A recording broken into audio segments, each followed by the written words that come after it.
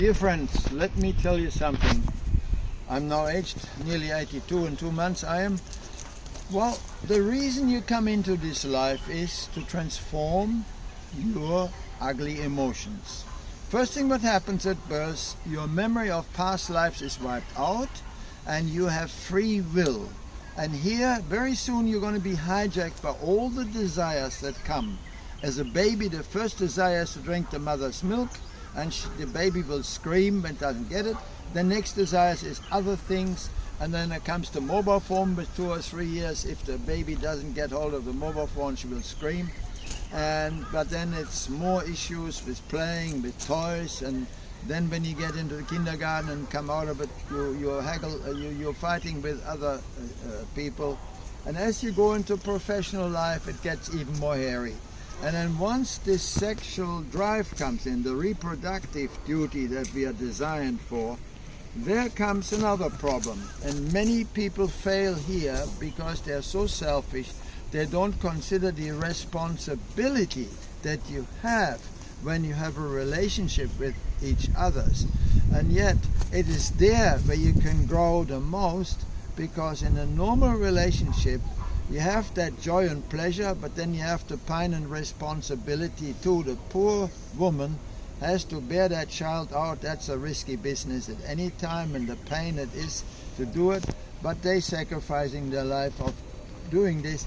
But when you then come in this marriage relationship with the child, there is a beauty occurring, because the selfishness that you may have had and the quarrel that you may have had with the other marriage partner is not as important as the responsibility, and you both take care of this baby. You both love this baby more than your own selfish differences.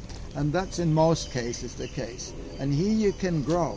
And now, but many marriages go apart because of selfishness, when there's one partner who wants to go out with another partner just to have pleasure and have sexual pleasure.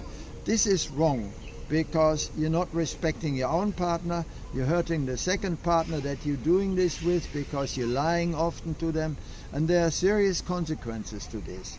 So I advise you also, if you would be strong enough that before you even have sexual encounters to make a child, willingly making a child, why don't you meditate and attract the right entity in the process?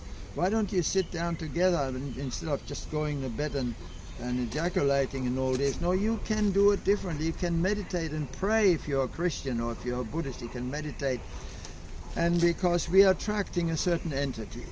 Now, as you go towards the end of your life, the only thing that really matters is how much have we loved each other, how much have we helped each other, how much we have forgiven each other. Remember that.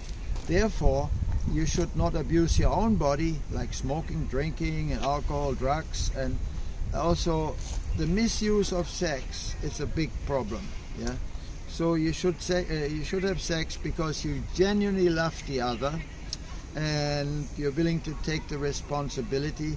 But it's even better if you can design in your own mind, by a good example, meditation and all that, before you have sex, that you want a special child, and you promise to nature, to God, that you will look after this child in the best way possible. You give the right education, you will never argue and fight with your wife or with your husband, and you will look after. If you come into this life of ours, we'll make sure you get the best opportunities. That's what you should meditate upon.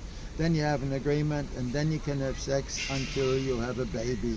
And then after, it's up to you, and you should be careful and don't just have sex only for pleasure. Have it with meaning and with true love, that you take the responsibility and all. That's okay.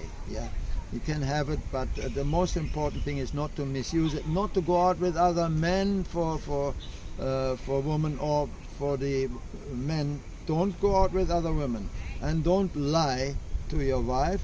Don't do this, and vice versa. Yeah, be honest all the way.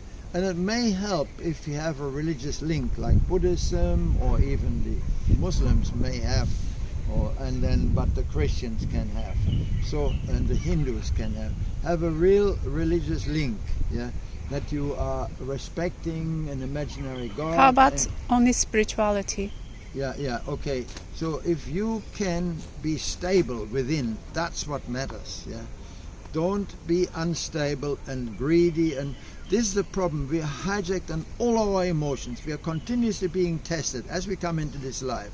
And when you realize your responsibility, you can make so much a better life by being good to others. Never abuse anybody, never use anyone, yeah, and always pay your own weight if you can, and do everything in a civilized way. So that's what I recommend to you. Do not abuse your desires, and don't drink alcohol in excess. It's no good, yeah. And take care of your body. And I mean, you can live nowadays to 95, no problem if you look after yourself, yeah. So take care of your body. That's All important right. too, and of each other's. Okay, that's Thank all you. I can say. Thank you, Norbert. Bye bye.